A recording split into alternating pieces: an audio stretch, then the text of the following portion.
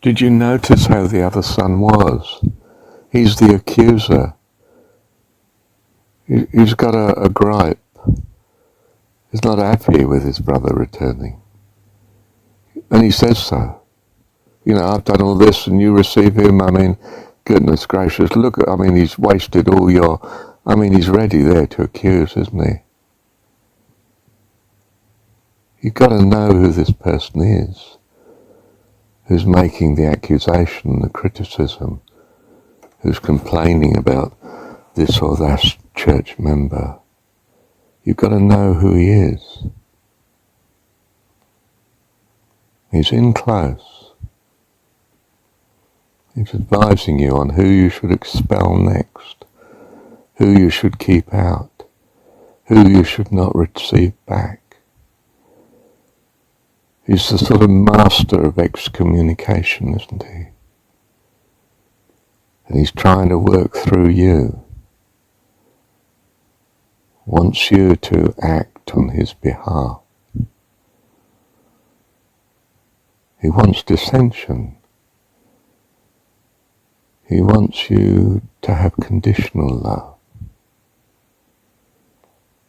He's telling you who should not be in your congregation.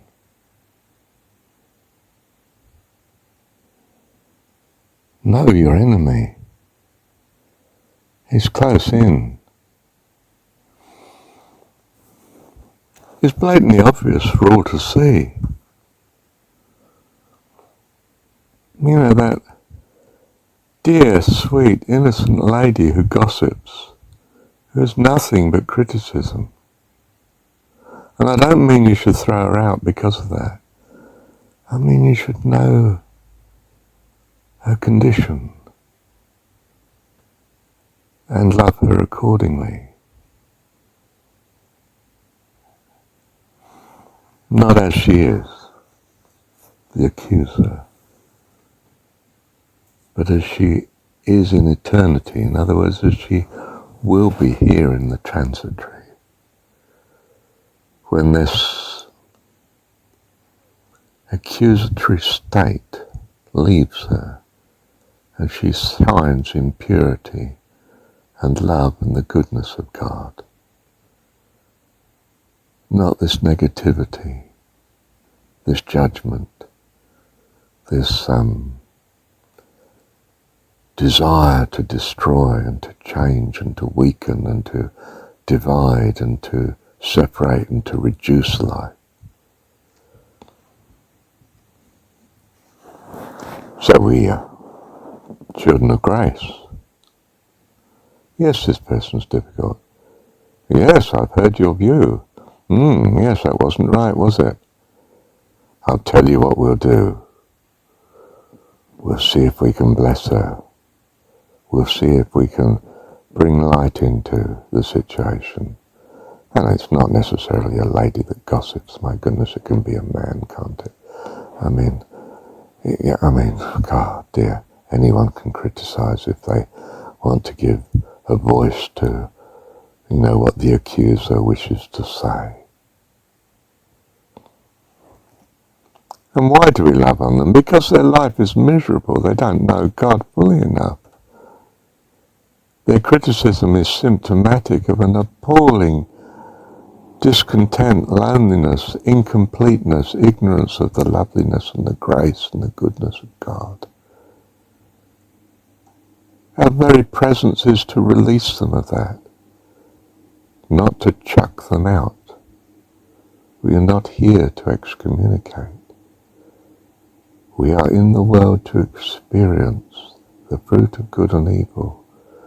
And we see evil up close. In fact, we even see it in our very self. And we think, I am not lip service to Satan. I am not his spokesman.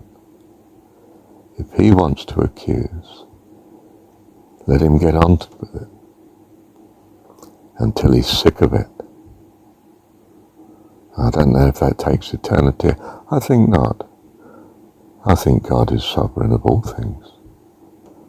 There is a word for it in the Greek, and I've forgotten what it is, but I really, in my heart, I think God makes all things new. A bit more than just restore, all things new.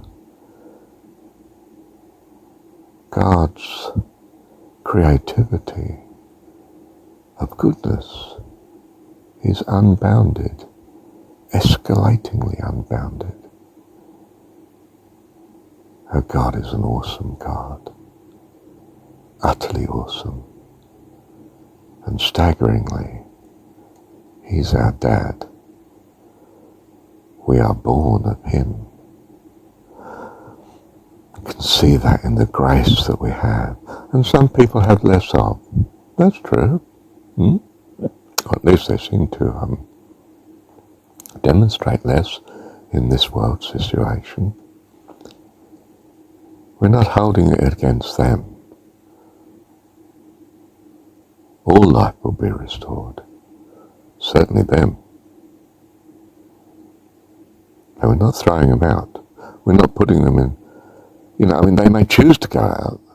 They may go, I'm not staying here in this, and off they go and supposedly find another church that's good and try and ruin that. That's their job at the minute, until they come to know God better, until they get utterly distressed and have an abhorrence of such a role.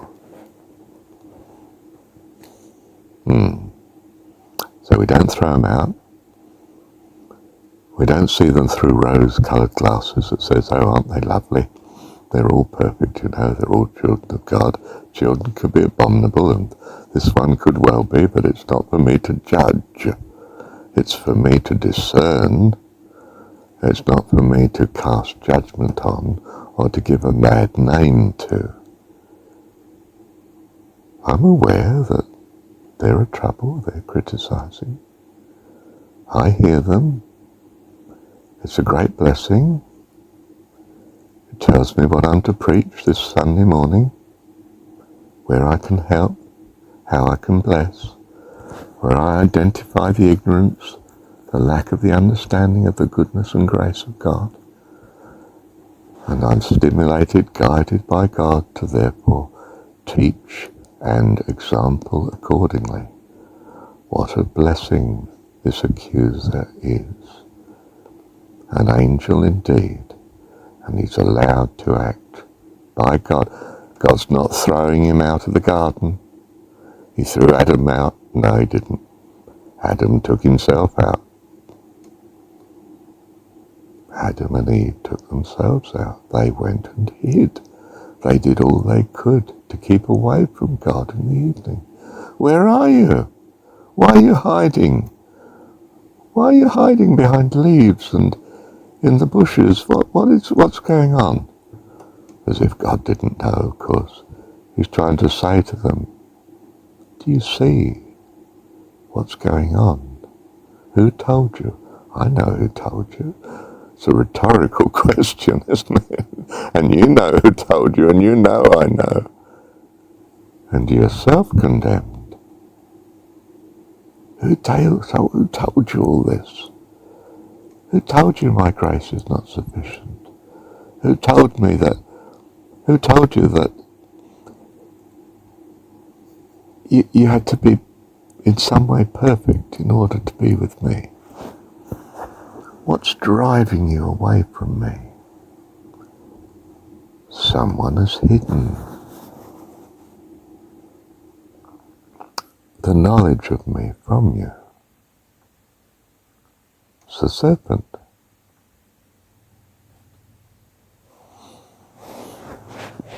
How are you going to be restored? Well, taste and see. That's what you've chosen, to taste and see, but not the good in this case. You've chosen to see what it's like to imagine God to be different to what he truly is. You've been led astray by the wisdom of The serpent is allowed in the garden for this very reason, so that you might come into a much deeper knowledge, complete knowledge, an adult knowledge of me, that you become like us of the whole family of heaven, that you realize your true birthright. You've got to get out there and experience what it's like not to have it, so that then you truly value it. And you come back, wonderful child of God that's grown in stature and doubled in glory, who receives twice what he lost, like Job, in fact, far more.